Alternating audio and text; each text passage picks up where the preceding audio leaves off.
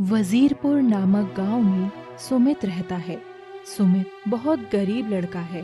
उसके माता पिता बचपन में ही एक हादसे में गुजर गए थे। वो अपने चाचा चाची के पास रहता है। सुमित की चाची उससे नौकरों वाला व्यवहार करती हैं। घर के सभी काम वही करता है और घर में गाय व बकरी रहती हैं, जिनको चराने की जिम्मेवारी भी सुमित की है और उसको पहनने के लिए फटे पुराने कपड़े मिलते हैं। सुमित, पशुओं को चराने ले जा और इन्हें पेट भर घास चढ़ने देना, अन्यथा तुझे आज रोटी नहीं मिलेगी। शाम को घर भी जल्दी आ जाना, क्योंकि अभी कपड़े भी धोने हैं।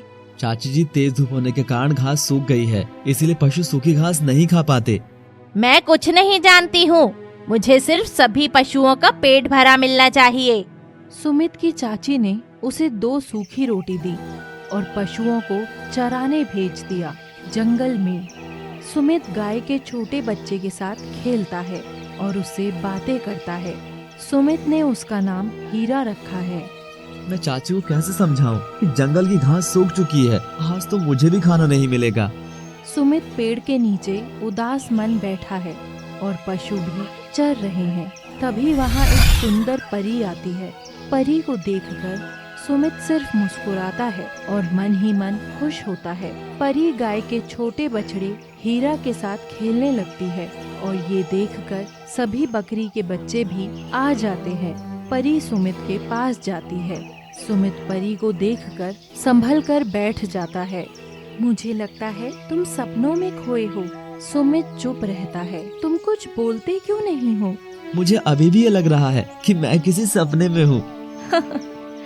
नहीं, मैं सच में आई हूँ। मेरा नाम परिधि है और मैं परी लोक में रहती हूँ। मेरी दादी मुझे परियों की कहानी सुनाया करती थी। क्या सच में तुम वही वाली परी हो? हाँ, मैं वही परी हूँ। तुम्हारे पास जादू की छड़ी है? मुझे जादू करके दिखाओ ना। अच्छा बताओ, क्या जादू देखना चाहते हो तुम?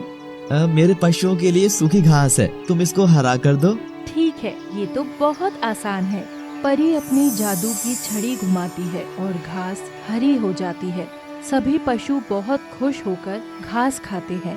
परी सुमित को कुछ लड्डू खाने को देती है। ये लड्डू तो बहुत स्वादिष्ट है, मैंने तो जीवन में पहले कभी नहीं खाए। मेरे पास कुछ लड्डू और हैं, तुम वो भी ले लो। परी सुमित को कुछ लड्डू दे देती है। तुम्हारा नाम क्या है? मेरा नाम सुमित है। ठीक है सुमित, अभी मैं जा रही हूँ, कल फिर से आऊंगी।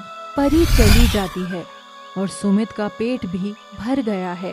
सारे पशु भी आज हरी घास खाकर बहुत खुश हैं। सुमित पशुओं को लेकर घर आ जाता है और अगले दिन समय से पहले ही जंगल जाने लगता है। ये देखकर चाची आश्चर्य में पड़ जाती है। क्या बात है, आज समय से पहले ही पशुओं को ले जा रहा है? चाची जी, जल्दी जाऊंगा तो पशुओं का पेट अच्छे से भर जाएगा, इसीलिए बस। शायद निठल्ला लड़का भूखा रहकर समझदार हो गया है। सुमित जंगल जाकर परी का इंतजार कर रहा है, लेकिन परी उसे कहीं दिखाई नहीं देती है। सुमित वापस उसी पेड़ के नीचे बैठकर परी के बारे में ही सोच रहा है और आज वो फिर से उदास हो जाता है। परी पेड़ के पीछे छुपकर एक फूल सुमित के ऊपर फेंकती है और फिर छुप जाती है। परिधि ने भी मजाक कर दिया और अभी नीम का पेड़ भी मेरे ऊपर कमल का फूल फेंककर मजाक ही कर रहा है। सुमित ये बात सोचकर फिर से उदास हो जाता है। तभी परिधि उसके लिए लड्डू रख देती है। सुमित को लड्डू की महक आती है और वो चारों तरफ देखता है कि उसे लड्डू रखे हुए मिल जाते हैं। वो समझ जाता है कि परिधि आसपास ही है। परिधि, मैं जानता हूँ कि तुम आसपास ही हो, इसलिए अब चुपचाप बाहर आ जाओ। मैं तो बस देख रही थी कि मेरे ना आने पर तुम मेरा इंतजार करते हो या नहीं। मैं जीवन में कल पहली बार इतना खुश हुआ था, इसलिए आज तुम्हारा इंतजार कर रहा था। कोई नहीं, अब मैं प्रतिदिन आया करूँगी। अरे वाह, ये तो बहुत अच्छी बात है। ये बात सुनकर हीरा बहुत खुश होगा। ये हीरा कौन है? मैं भी कितना बुद्धू हूँ कि तुम्हारा परिचय अपने दोस्तों से तो कराया ही नहीं। हाँ, मैं तुम्हें मिलवाता हूँ। सुमित परिधि को सभी पशुओं से मिलाता है और हीरा से भी बात कराता है। ये सब तो बहुत अच्छे हैं, मेरा यहाँ खूब मन लगेगा। आओ सुमित, अब हम सभी मिलकर खेलते हैं। सुमित, परिधि और बाकी सभी पशु मिलकर खेलते हैं और फिर खुशी खुशी घर लौट जाते हैं। ऐसा कुछ दिनों तक चलता है और सुमित की चाची को सुमित की ये खुशी बर्दाश्त नहीं होती, तो वो सुमित के दोस्त रघु के घर जाती है। रघु, मुझे तुमसे सुमित के बारे में कुछ जानना है। जी बोलिए। सुमित आजकल बहुत खुश घूम रहा है, जैसे कि उसने कोई खजाना पा लिया हो। पता नहीं चाची, सुमित तो मुझसे भी अब नहीं मिलता है और बहुत दिनों से मेरी बात भी नहीं हुई है। क्या तुम पता लगा सकते हो? ठीक है, मैं कल तक आपको सारा सच बताता हूँ। सुमित की चाची चली जाती है और रघु भी अब जंगल की ओर जाता है। रघु ने देखा कि सुमित एक परी के साथ है और सभी बहुत खुश हैं। रघु ये देखकर वापस आ जाता है और तुरंत ही सारी बात चाची को बता देता है। अच्छा, तो ये राज है।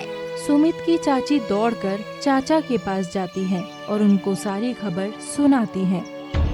आने दो इसे, निकाल कर घर से बाहर कर दूंगा। दूसरी तरफ तुम्हारे सुंदर पंख कहाँ हैं? सुमित बहुत परेशानी हो गई है। क्या हुआ? परीलोक में शोर हो गया है कि मैं पृथ्वी पर जाती हूँ और तुमसे प्यार करती हूँ। ये क्या कह रही हो तुम? अब क्या होगा? कुछ नहीं, जो होना था हो गया। क्या हो गया परिधि? साफ साफ बताओ। मेरे सामने शर्त रखी थी कि मैं पृथ्वी पर तुम्हारे पास न जाऊं और यदि जाऊं तो मैं अपने सुंदर पंख परीलोक में ही छोड़ दूं, और मैंने दूसरा रास्ता अपनाया। तो क्या मेरे लिए तुमने पंख खो दिए? ये देखकर सुमित की आंखें नम हो जाती हैं, क्योंकि जीवन में उसने अभी तक प्यार नहीं पाया था। अब मैं कहाँ रहूंगी? मेरे पास तो अपना कोई घर भी नहीं है। तभी सुमित देखता है कि चाचा चाची सुमित की तरफ ही आ रहे हैं। अच्छा, तो ये है तेरे घर से जल्दी जाने का राज। इसीलिए ही आता है तू। चाचा चाची सुमित को बहुत बुरा भला कहकर चले जाते हैं और बोल देते हैं कि अब दोबारा घर मत आना। वो दोनों सुमित के पशुओं को भी साथ ले जाते हैं। सुमित अब फूट फूट कर रोता है।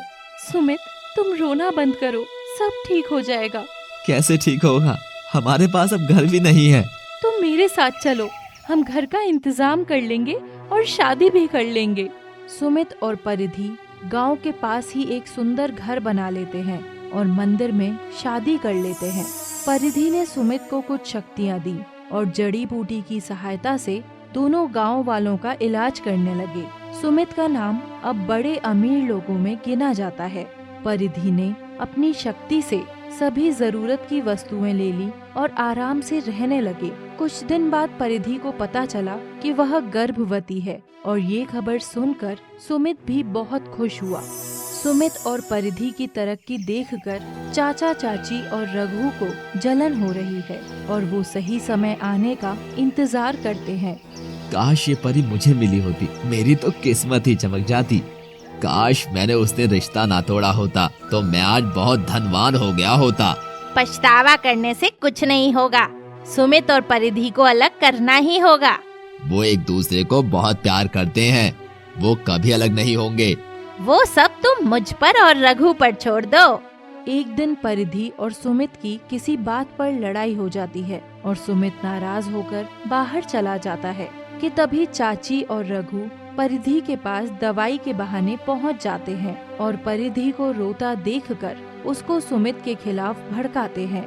वो दोनों परिधि को बताते हैं कि सुमित तुम्हारे साथ सिर्फ अमीर बनने के लिए रुका हुआ है, और रघु ने बताया कि सुमित बाहर जाकर परिधि के बारे में उल्टा सीधा बोलता है कि परिधि बेवकूफ है जो अपना घर छोड़कर मेरे पास आई है। ये बात सुनकर परिधि को गुस्सा आ जाता है, क्योंकि रघु और चाची ने बात को इतने तरीके से परिधि के सामने रखा कि उसे विश्वास हो गया और परिधि अपने पेट में बच्चा लिए घर छोड़कर चली जाती है। सुमित ने परिधि को बहुत खोजा, लेकिन उसे उसका कोई पता नहीं चला।